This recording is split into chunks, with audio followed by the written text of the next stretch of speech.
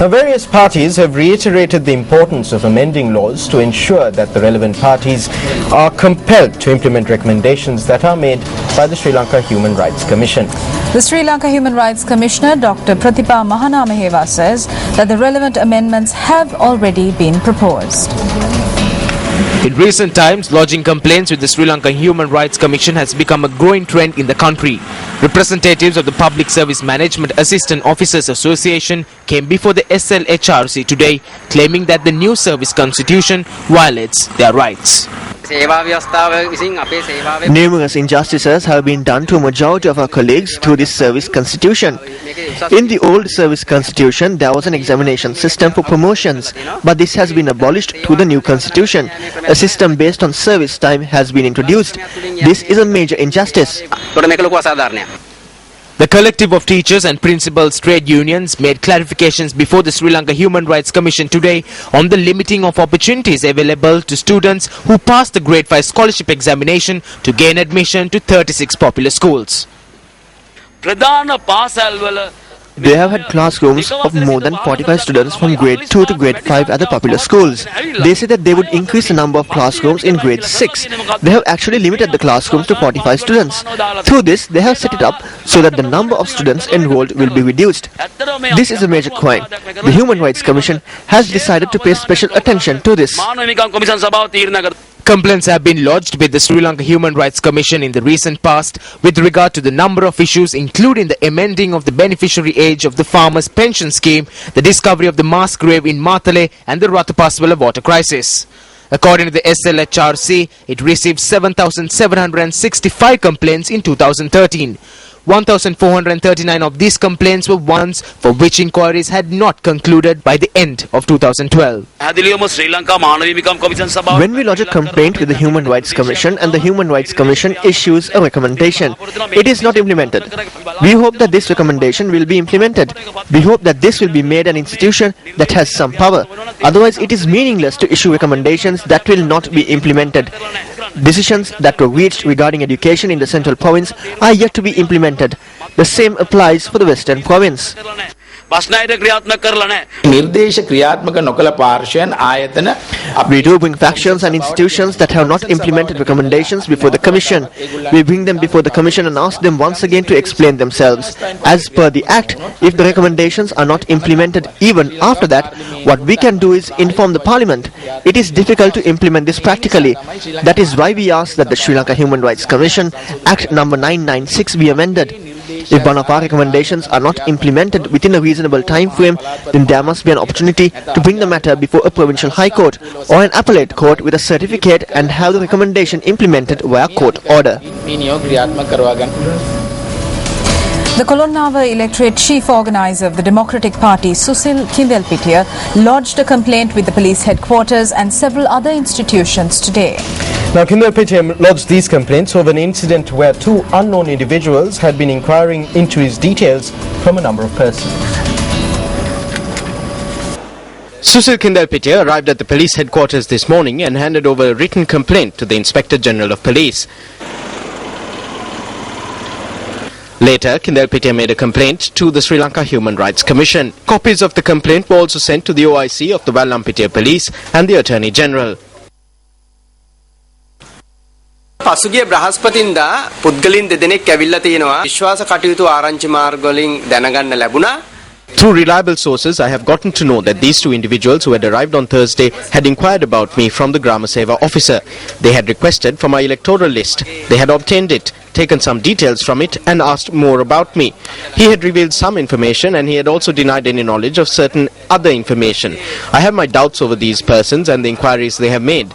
The entire country knows about Susil Kindelpitiya. I am amazed that some do not know of me. There is absolutely no reason not to know because I am a journalist and a politician.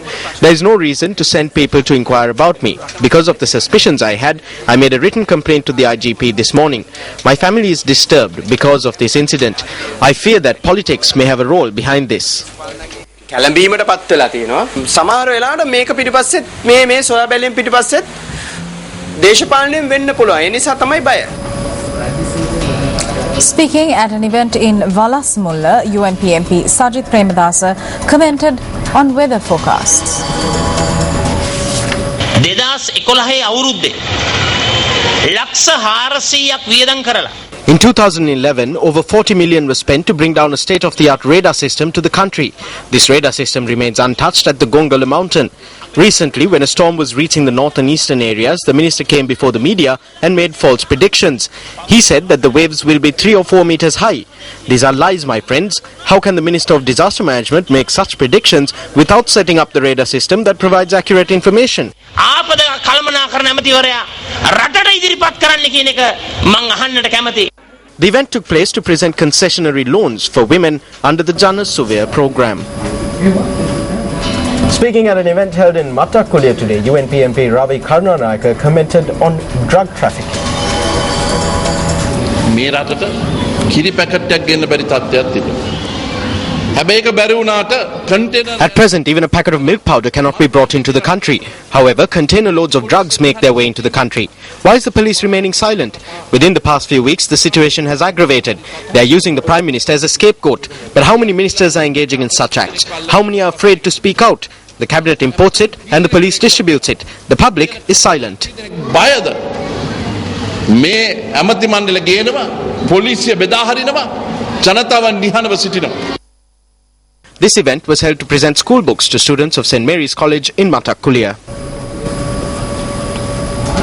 Our investigative journalism segment, Action TV, is up next.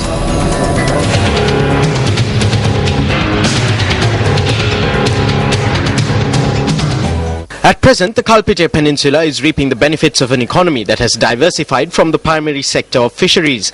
This is not because an economic centre for agricultural produce has been established there.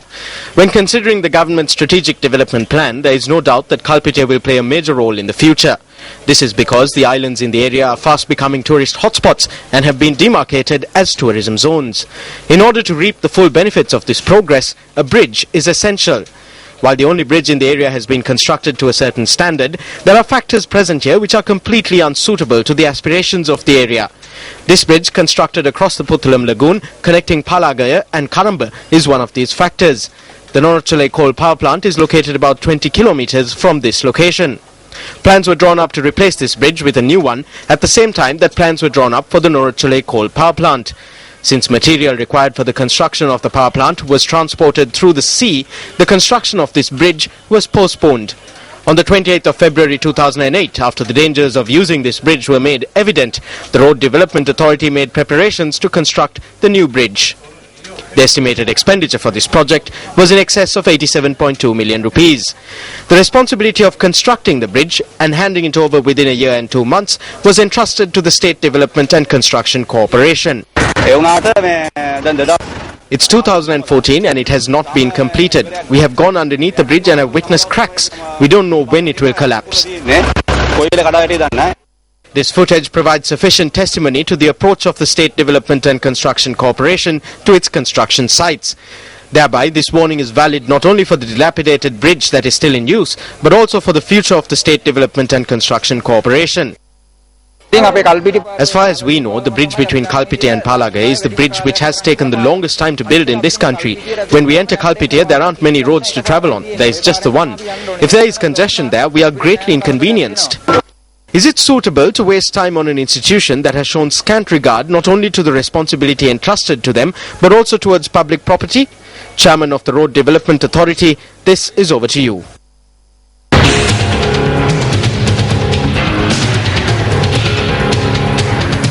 An event to commemorate the 90th death anniversary of Sir Ponnambalam Arunachalam was held in Colombo yesterday. The event was presided over by Minister of National Languages and Social Integration, Vasudevan Anayakara. The memorial event was graced by several prominent personalities, including the chairman of the Sir Ponnambalam Arunachalam Trust, Attorney at Law Kandaya Neelakandan, and the Vice Chancellor of the University of Kelaniya, Professor Sarath Amnugama. The memorial oration was delivered by Professor Sarath Amnugama. Also speaking at the event, Minister Vasudevan Anayakara commented on Sir Ponnambalam Arunachalam's philosophy on national unity. To have in our community the mutual trust, harmony and cooperation between the various sections of our island's population and the commitment to serve one another. That summarizes his philosophy about the basis of integration of the different communities in this country. Not merely to coexist, but to serve one another. The chairman of the Sir Ponnambalam Arunachalam Trust, Kandaya Neelakandan, took this opportunity to bring to the attention of the minister the present state of the statue of Sir Ponnambalam Arunachalam at the Presidential Secretariat. Honourable Minister, I think I would like to bring to your notice there have been apprehensions expressed about the present situation of the statue. I think it was brought to the notice of another minister also 2 years back. A promise was made that because it is in a backyard now, covered by the trees and the checkpoint, and it is hardly visible to the public. I think you can take some steps to rectify the situation. I think everyone will be very happy. Born on the 14th of September 1853, Sir Ponnambalam Arunachalam was a member of the Executive Council and the Legislative Council of Ceylon. On his retirement from the public service in 1913, he was knighted in recognition of his distinguished service to the country. He was also one of the first agitators for the formation of a University of Ceylon. The Ceylon Reform League, which later led to the formation of the Ceylon National Congress in 1919, was first established under the chairmanship of Sir Ponnambalam Arunachalam.